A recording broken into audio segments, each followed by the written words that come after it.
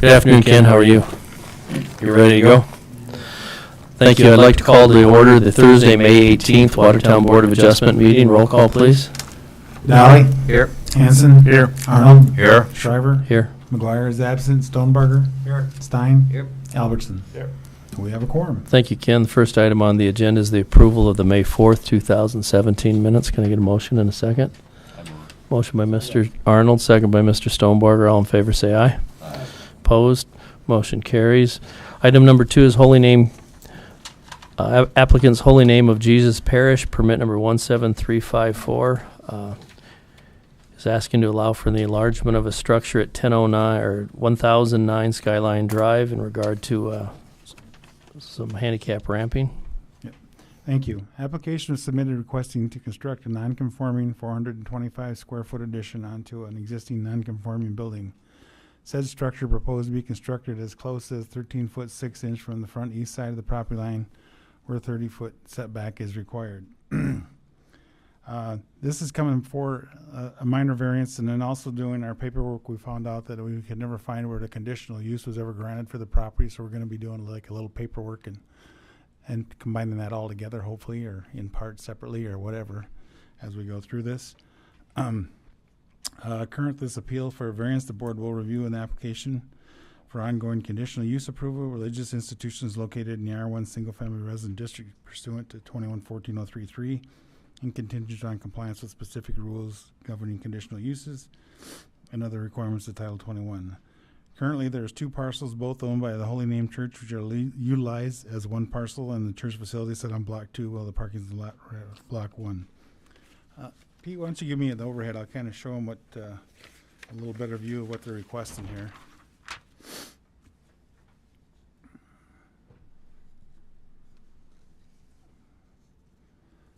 So this is the existing vestibule area that's coming in, and what they're going to do is add in to the new vestibule right here. Again, if you're looking at this other view here, this kind of shows what they're going to have as a doorway. They're going to have a ramp for the people to come up in a wheelchair and stuff, and little gradual slopes, and this will be more accessible from the outside and not have to go up the slippery slope ramp on the outside and everything else. That's pretty much what they're asking for. What they're doing now doesn't project out any further than some of the landscaping and sheltering sidewalks and stuff that we already have in place for the property. Part of the conditional use issue is back to, like I said before, the parking that they utilize is, of course, the lot across the road and the other lot for the school. So Ken, you said you couldn't find anywhere where there was a conditional use to have the church in the R1 zone? No. So let's do it in 2 parts. I'll get a motion in a second to allow for the conditional use in the R1 zone, and then the second half of that we'll get a motion in a second to allow for a variance? To consider the variance. They want a variance. This first half is a conditional use. Second half will be a variance for the handicap vestibule. With that, I'll open the public discussion if anyone's here to speak on behalf or against the It was variance. public notice. All public notice requirements have been met, so I'm not sure if there's anybody here to speak for or against anyway. Okay. Seeing none, I'll close the public hearing. I'll ask for a motion in a second for a conditional use to have the church in the R1 zone. I'll make a motion to approve the conditional use. Motion by Mr. Dolly. Second by Mr. Stonebarger. Any discussion? All in favor say aye. Aye. Second half is to approve the variance for the handicap vestibule. Question, Ken, is it inside or outside the church where this construction is going on? Well, it's actually, I'm going to go back to the other screen for a second, would you, Pete?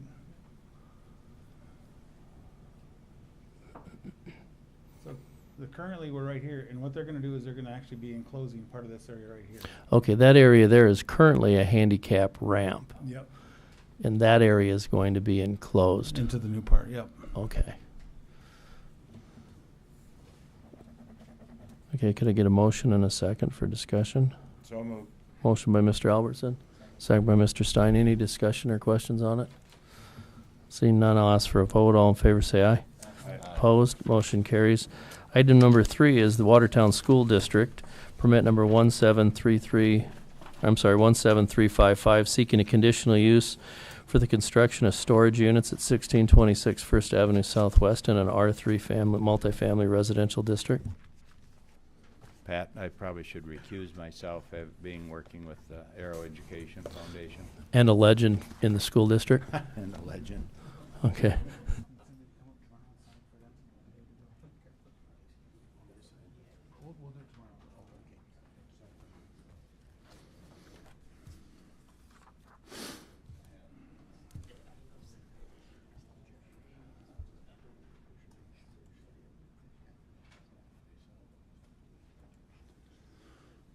All right, this is conditional use application 17355. Again, the applicant seeks approval to construct a 2,400 square foot, 24 by 100 foot storage units facility in the R3 multifamily residential district per 21-20032 of the zoning ordinance contingent upon compliance with specific rules. The school has lost a couple of their garages and stuff that they've had in the area. I'm going to zoom back a ways. You can see that this is their outdoor stadium, and this is an area that they have over there. The best use by ordinance of what we had is for the use of storage units as a conditional use. This is proposed to be just for them to put their equipment in or whatever that they have long term. I don't know. Is there somebody here? Yeah. So Ken, when you say commercial storage unit, they're not going to rent these units out. They're just going to use them for the school. That is not the intent, but the best thing we had to put it on was that, and I would suggest that under process of the conditional use that you stipulate that this is used for school use only. Okay. Thank you. And if you could better tell them. Thank you, Ken. With that, I'll open the public hearing if Yeah. anyone's here to speak on behalf or against the You might just conditional use. Okay. Your name The first. basic, Don Starmo with the Watertown School District. As Ken started to say, the old Grant facility, we have 2 white garages there. We also have 2 white garages down at Garfield. The Grant facility is going to be sold, and the school district will no longer have that. If things go as planned, Garfield will become part of the VOTEC, and we will lose those 2 garages too. What we use in those garages is like gymnastics floor, which is stored about 6 months out of the year. Different things. I got in one garage, it's kind of half filled with brick that are match the color of our school buildings, and so when a vehicle hits them, we have that brick in order to put back in place. These garages, they're not going to be a continuous in and out, getting stuff out. There might be months at a time that nobody's actually going up there to use them. It's kind of to replace what we're losing, and it's off to the side and out of the way. I guess I know some people don't like the white vinyl siding. I guess we're pretty open on that. I was actually thinking a color lock type siding, and we can pick whatever color you guys would like to have. So, but that's how they're going to be used in that type of stuff. Any questions for him? No, my only question was it's for school district usage. Yes, it'll be, Okay. like I say, gymnastics floor, some computer equipment, different things that the school district stores in long term. Okay. So you don't have an issue if we put on there that those can't be rented as commercial storage? I don't think we have any problem Yeah. whatsoever. I think we'll just put a note that it's for school district use. I Okay. think that's broad enough. Yep. All right, anyone else to speak in the public hearing? Any questions? I don't, as far as the siding goes, I don't know if we want to get into the point of saying exactly what type and color, as long as he's within the code that says, now you can, it's up to you guys, and we can kind of give you a personal opinion. A more permanent always looks better than vinyl, but I don't think we want to get into the part of telling people what color and what type of approved siding they should, as long as it's an approved siding, I don't think we want to. Well, even the vinyl is an improved siding. I know, that's why I don't want to say pick winners and losers Yeah. with how you can stay within the code. So, all right, any questions for Mr. Stormo? The only other question I have is with this, is there any other, is your intent then to put a gravel driveway in here, a concrete driveway, or are you just going to maintain the grass? I mean, No, our intention is to put in a gravel driveway that's, I think the plan shows it, it's 25 feet wide. It'll come from First Avenue and come in right in front of the building, and we're not going to have it in and out. It's just going to pull in, turn around, go back out. I just want to make sure that that proposal is adequate with the board.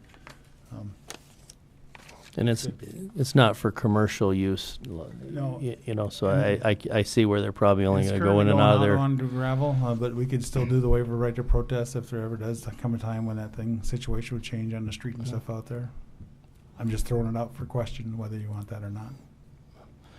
You know, I think I'm okay with the gravel as long as it's not for commercial use. It's just used for their own school district usage, and I can see where it's probably not being used, you know. Few times a year you're going in and out of there, and I assume they'll maintain that property just like they do the property adjacent to it around the stadium there. I know they mow that grass They mow weekly that, and yeah. take care of all of that for the football field. And And it's right next to the practice field there, isn't it? Yeah, the practice field. If you look at the east blue line, for whatever reason, the property drops about 8 feet right there. And this little chunk of property there it's not used for practice. It has never been used for anything. It just kind of sits there and we mow the grass and that type of stuff. As far as the driveway, it very well might be crushed asphalt too, just so you guys know that ahead of time. Okay, I believe I closed the public hearing. Any other questions? Can I get a motion and a second for discussion?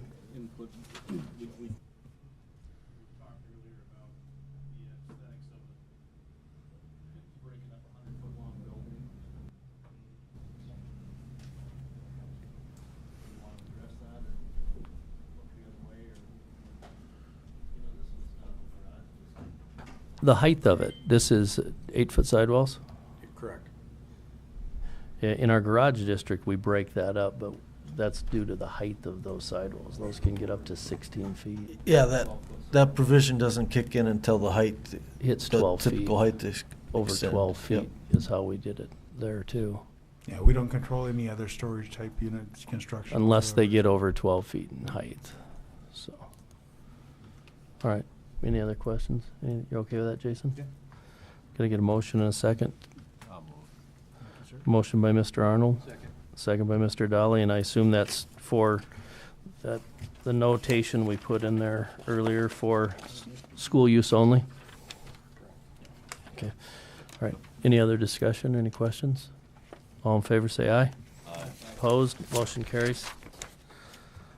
Fourth item on the agenda is the application for Interlakes Community Action Partnership, the Head Start Program, permit number 17356. This can like a conditional use to operate a preschool at 710 10th Street Southwest in the C3 Commercial District.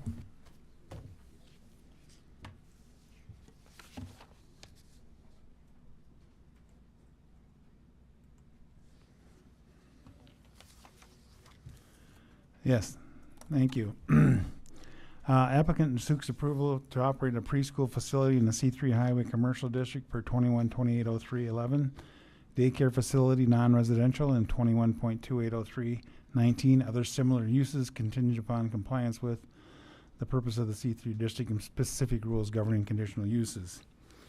ICAP has requested, and if everybody knows where this spot is here, here's the elevator and Stone's on the corner here. So we're going up to Highway 20. Hometown is right here. This is a building that's been occupied back and forth a few times over the years. The parking is a little bit of an issue, but not really.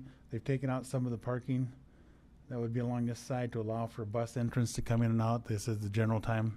Most of this is, a lot of the kids are brought in by bus and stuff, so they've actually left diminished the parking for our bus turnaround area there. Again, this is public notice. All public notice requirements have been met. We've had nobody call us pro or con to it, and I'm not even sure somebody's here to speak on it. Thank you, Ken. With that, I'll open up the public hearing. Ken, had we done a conditional use for them out on Highway 212? And it didn't work out, did it? Didn't work out, no. And this is Did the, we- go ahead.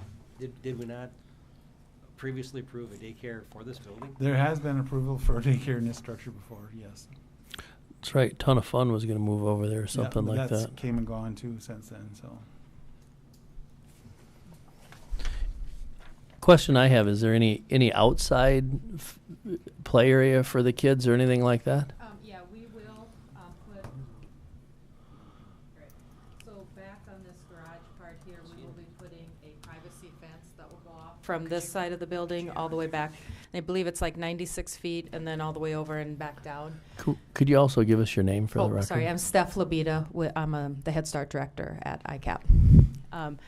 And there would be a walk-through gate and as well as a drive-through gate on this side. We'd have some parking along this side as well. But the fencing would be privacy fence so that no one could see in and the children would be safe that way. They'll be safe from the highway where Yes. they can't Yeah. escape. Yeah, yeah. And there would be, on the plan, there would be some staff parking back here too. That would also be a barrier before the highway. But they would be able to access the playground area from the building, so it would go directly from the building out to the playground, so they wouldn't be outside that fenced area when they are outside.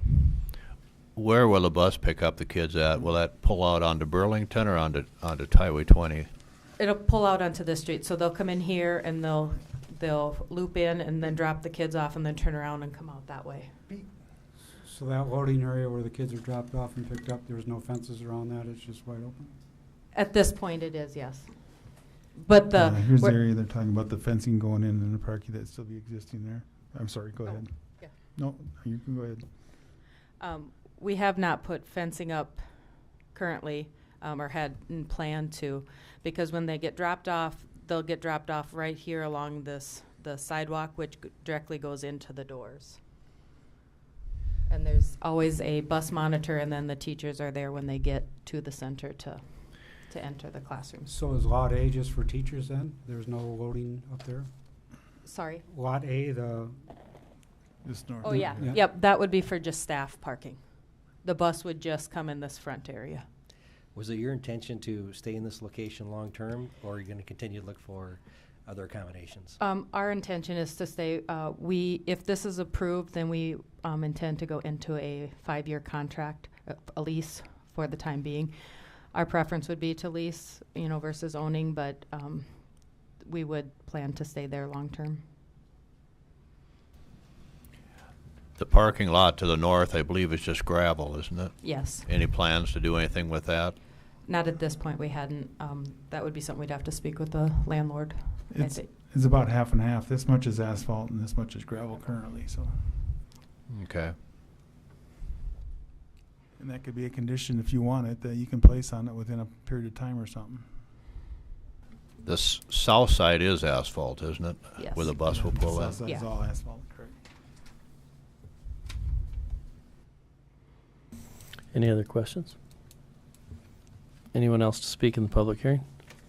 Seeing none, I'll close the public hearing, ask for a motion and a second for discussion. Motion by Mr. Stein. I'll second. Second by Mr. Arnold. Any other discussion, any questions? My biggest concern was that fencing of the play area. Is there adequate area that size buses they can put? I assume, Ken, that you're comfortable with the bus turnaround space and size? Yeah, actually, we are. It's fine. Okay.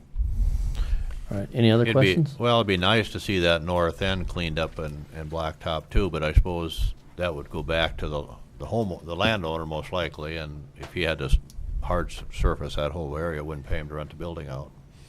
I mean, so kind of a catch-22. So you have to have a place to take the kids. So. I think this is their third attempt at finding a place, so. All right. Any other questions? I have a motion and a second. All in favor, say aye. Opposed? Motion carries. Any old business, Ken? Not for me. Can I get a motion to adjourn? Motion by Mr. Stein, second by Mr. Stonebarger. All in favor, say aye. Opposed? Motion carries.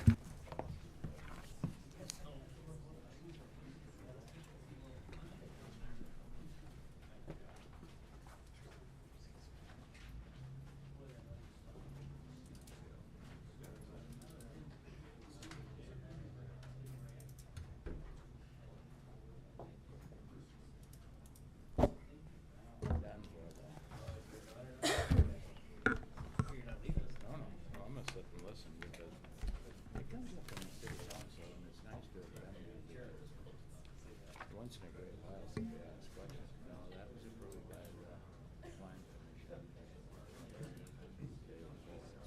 And that usually solves it.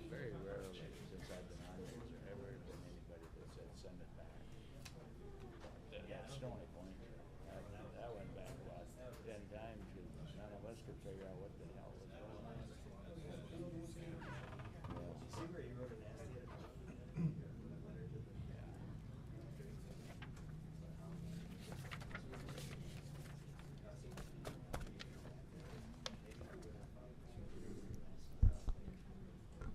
you know what, that got out of control right away when his brother, who was the engineer, changed those lots 6 to 5. We didn't even know what was going on. That was just another thing that was going on, and all of a sudden, Connie came up, and she said, "You guys know what's going on?" And I had to say, "I know." Maybe most of us had to say, "No, what's going on?" And then it was too late. I mean, boy, that was. It went downhill after that, or maybe uphill.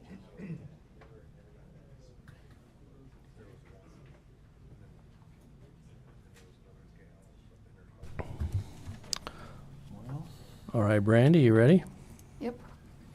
Your mother left. Thought she was your like rooting Moral support. section. Yeah. I'd like to call to order the Thursday, May 18th, 2017 Watertown City Plan Commission. Roll call, please. Deli. Here. Hanson. Here. Arnold. Here. Shriver. Here. McGuire is absent. Stonebarger. Here. Stein. Here. And last but not least, Albertson. Liaison. Thank you. The first item on the agenda is the approval of the agenda. Could I get a motion and a second? Motion by Mr. Stonebarger, second by Mr. Dolly. All in favor say aye. Aye. Opposed, motion carries. Second item is the approval of the minutes from the May 4th, 2017 meeting. I need a motion and a second. Motion by Mr. Stonebarger, Second. second by Mr. Arnold. All in favor say aye. Aye. Opposed, motion carries. Third item is the annexation and zoning of the portion of the southwest quarter of Section 19, Township 117, Range 52 West, in the Valley View Edition. This will be two parts. First part will be the annexation. The second part will be the zoning. Okay. So the petitioners, Karen Jones, Rodney Mack, and Kay Mack, are the acting agents for the estate of Roger Mack, who is the owner of the real property in Cottington County. And then Jamie Andrews with J&J Earthworks is the applicant and developer. The petitioners submitted the application and petition on May 8th requesting approval for annexation and R1 single-family residential, R2 single-family attached residential, and R3 multifamily residential zoning designations. This annexation and zoning includes Phase 1 of the preliminary plan that would be brought forth at the May 25th Plan Commission meeting, which will be next week. The adjacent zoning designations are also residential to the south and east. The adjacent public right-of-ways will be included in the annexation and zoning of the property. It meets all the minimum lot requirements. This will encompass approximately 36 acres. It is not in the floodway or floodplain. There is a wetland that is not included in this part of the annexation. Thank you. With that, I'll open the public hearing. If anyone's here to speak on behalf or against the annexation and zoning. Just a comment for clarity. The current name of the edition is Valley View Edition. The paperwork that was submitted for the petition referenced Highland Edition. So all subsequent paperwork will note the new edition name of Valley View. Hey, Brandy, on the paperwork we have, we're talking about this 36 acres, and it says there is a wetland. That's not in this portion, it's in another portion? I bet you that Here. wetland is in the park there, possibly, in the Well, park side. Yeah, let me turn that on here. That may be a designated wetland. We'll have to Oh, review okay. that. Yeah, that little area where that pond is, and then that will be something that they'll work with the Army Corps of Engineers on when it comes time for improving that, if they're going to, and get the right permits for enhancement and make sure that they're following the regulations. Out of curiosity, detention outlot A in our packet, it's white. It's the part that has the legal description on it. Is that annexed in the city yet? Right there? And that's not part of this either, No, but that's unannexed. right. Any reasoning there? Normally we try to buffer R3 and R1 with R2. In this particular case, they chose not to. I know that section under R3 is some of the less desirable area because it's the water towers right there. Is that the reason they went with R3 right there? Yep, and then for just traffic flow coming off of that road. Okay. And then the R3 over in Block 1 on the right side of that plat, we'd made that request in a DRT meeting that we thought that would be a better place to Yep, as a correct. buffer. Yeah. And they did take our recommendation of making those bigger lots, and because that will face Second Street. We didn't want so many driveways on there, I believe is what our hope was. Well, and I believe they'll be orienting the houses to the west, so the driveways won't be on. Access will not be on Second Street. Second Street. That was a recommendation at that first DRT meeting, if I remember correctly. Yep.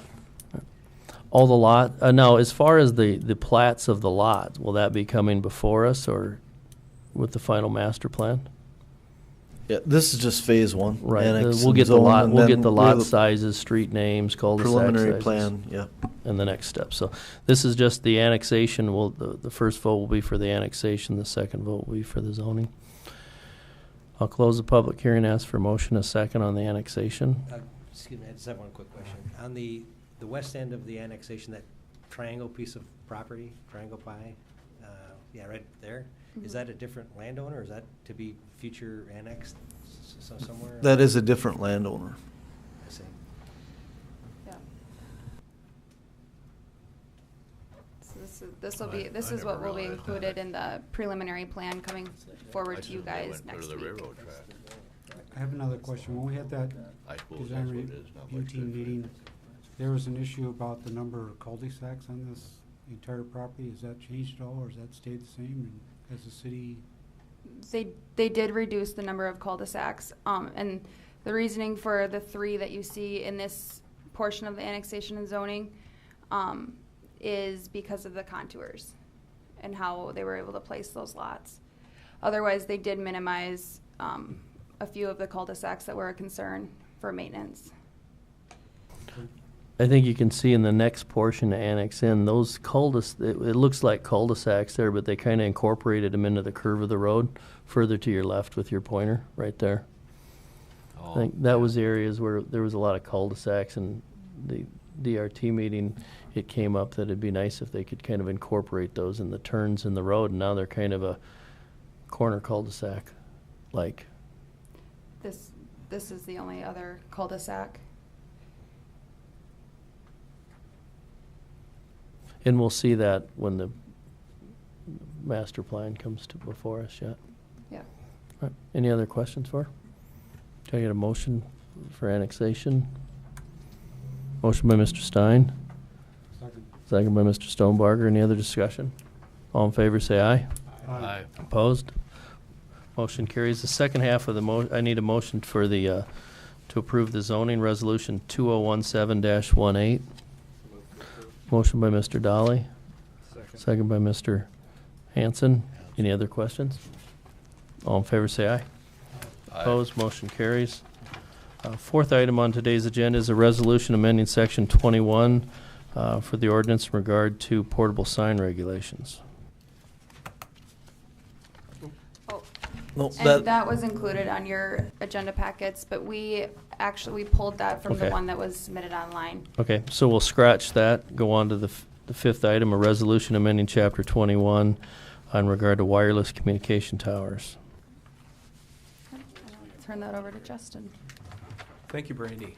Yeah. Mr. Chairman, members of the commission. I bring this before you today as a result of some discussions amongst city attorneys throughout the state, as well as some stories that have crept up in the last year or two regarding communities in South Dakota as well as in the upper Midwest being approached by certain facilitators of wireless telecommunications facilities, infrastructure, that have approached communities and in some cases acted in somewhat strong-arm manners to try to obtain facilities located in rights-of-way or co-locate their wireless facilities on existing towers, onto existing base structures, etc. Watertown, since late 1990s, has had this Chapter 2177 in ordinance, and it really was a great deal of foresight, I think, to have this in ordinance. Few communities in South Dakota have placed these provisions in ordinance before the last couple of years. What wireless telecommunications towers essentially refers to are those wireless communication facilities, your transmitters, your antennas, your amplifiers that are utilized to allow for Wi-Fi use, cell phone use within a community. And what these amendments are meant to do is, number one, to ensure that our chapter keeps up with the federal law, because the federal law governs in so many areas of wireless telecommunications through the FCC, but also to ensure that our ordinance reflects the full panoply of aesthetic and zoning concerns that other communities around the state of South Dakota have incorporated into their wireless telecommunications regulations. The first portion of this ordinance, the changes to 217701, refer to that first piece I mentioned, ensuring that we're up to date with federal ordinance.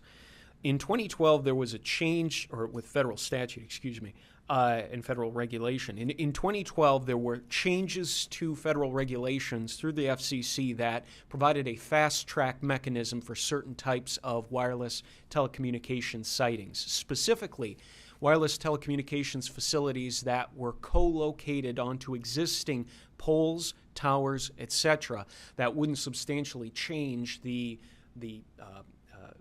if you will, the structure of the tower. And so basically, you had a 30-day shot clock, as it were, or excuse me, a 60-day shot clock for the city to get this application and then determine whether or not it met the federal guidelines for substantially changing the structure of the pole or tower. And if it did not, then it had to be approved. If the city doesn't act on it within that time frame, it's automatically approved. So you can see why it was a tactic of some of these telecommunications firms to come into a community and serve them with this letter saying, we have the right to do X, Y, and Z. And in the process, a community that wasn't prepared would sort of reel and try to figure out what to do with this. And in the amount of time it took them to figure out what to do, the shot clock expired. So this change is meant to reflect federal law so that we don't run into those problems. If the wireless facility doesn't fall under that 2012 fast track provision, if it constitutes a substantive change to existing wireless towers or poles, or if a new tower is being asked to be built for wireless telecommunications, then the city is allowed to look to its zoning, aesthetic, and other regulatory concerns in ordinance. And to that end, there are provisions in 217701 that have been added to ensure that there are certain areas, certain zoned areas where wireless facilities would not be allowed to be placed. That is in keeping with Sioux Falls and Aberdeen's ordinances. So that'd be the R1, R2, R2A, R3, R4, RG, C1, BP, GT1, and PUD districts. And there was also a concern raised by municipal utilities, them being the largest provider of base facilities and poles that could be co-located upon, that they be consulted by these wireless telecommunications facilities if they are applying to co-locate their facilities on their poles and towers. Otherwise, we have in 217706 the requirement that wireless towers, telecommunications towers, adopt stealth design, which we had actually defined in ordinance, but had never actually put in substance in ordinance for whatever reason. So now it's in there. 217712 has been changed to ensure more substance, zoning substance applies to co-locating facilities, meaning not putting up towers, but taking what's existing, towers or poles, and slapping on a facility to those existing towers. In consulting with municipal utilities, they did mention that some concerns, including what would power the telecommunications facilities, whether those facilities would be designed in a stealthy manner, whether the tower or pole that municipal utilities has could sustain the facility. Those all needed to be concerns that went into approving that kind of telecommunications facility. Finally, definitions have been changed in 2190 or were proposed to be changed in 2190 to ensure that relevant terms introduced in these revisions are defined. So with that, I'd be happy to answer any questions you might have.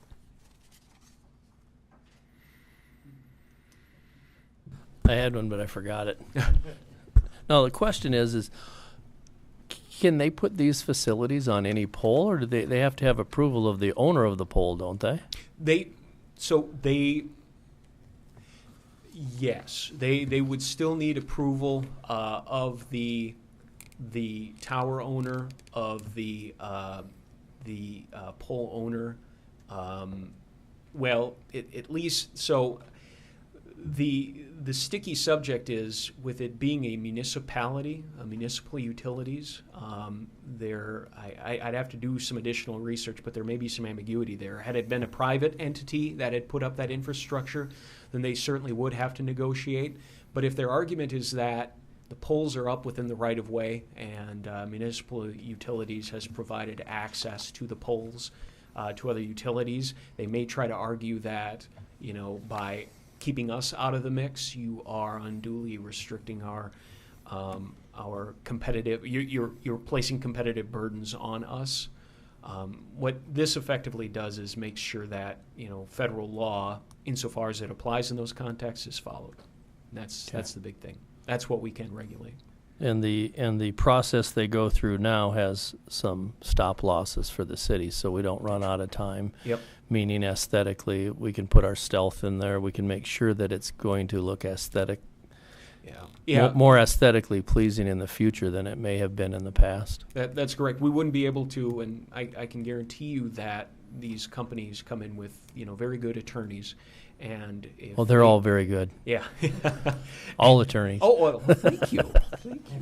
Gosh, you make my day. No, but they would look to the fact that our ordinance doesn't spell out specifically, that we have these aesthetic concerns, that we have these design concerns, and so it's good to have them in ordinance to cite to should those arguments arise. Okay. So, Justin, if they put it on somebody's existing tower, that's the 60-day shot clock, and we don't really get a chance to comment much. But if they put up a new one, our ordinances, like 500 feet between towers and all that kind of stuff, that all still stays in effect? That is my understanding, yes. Yes, Commissioner. Okay. And, just to clarify, that shot clock is 150 days for non-co-location is what that is. That's just putting up a new tower, new pole to site a facility on that. The 60-day shot clock applies when you're co-locating, taking a facility and stamping it onto an existing tower or pole, but not substantially changing the profile or structure of the pole. There's a 90-day shot clock, so an intermediate shot clock, if you will, for a co-location that does substantially change the pole or the tower that it would be located on. The 90-day and 150-day shot clocks are where we can allow our aesthetic and zoning ordinances to apply. It's only with the 60-day shot clock that it's if they don't substantially change that tower that it's located upon, it has to be approved. That determination by the building inspector as to whether it substantially changes the tower? That is correct. That is correct. Presumably in consultation with the city attorney. As always. Any other questions? Was there some event that occurred, Justin, that's brought this to your attention, or are you just trying to be proactive to ensure that we don't inadvertently, have issues down the road? That's a very good question, Commissioner. It really comes down to, there hasn't been any inquiry made to the city of Watertown. And I think part of the reason why is we were already pretty prepared with what we had already in Chapter 2177. But there's been enough discussion, there's been enough of smaller communities, medium-sized communities in South Dakota being approached that, the city attorneys have started talking with our counterparts in other states, and it's becoming something of a concern. And it's not that, the facilities that are provided here can be very valuable, right? It's just a matter of making sure that, all concerns are met. Normal concerns that you would have with any other zoning issue, zoning placement, structure being placed, what have you. So the big thing is that ordinances like this cannot create an impediment, a competitive impediment to wireless facilities, and that's a big concern. And I don't think that any of these ordinances do anything that we wouldn't otherwise see with other types of structures. All right. Thank you, Justin. Any other questions? Could I get a motion and a second to approve? Motion by Mr. Stein. Second by Mr. Stonebarger. Any other discussion on it? All in favor, say aye. Aye. Opposed? Motion carries. Any old business, Brandy? New business? No. No executive session. Could I get a motion to adjourn? I knew that was going to be quick. I didn't even have to look over there. Motion by Mr. Stein. Second by Mr. Dolly. All in favor, say aye. Opposed? Motion carries.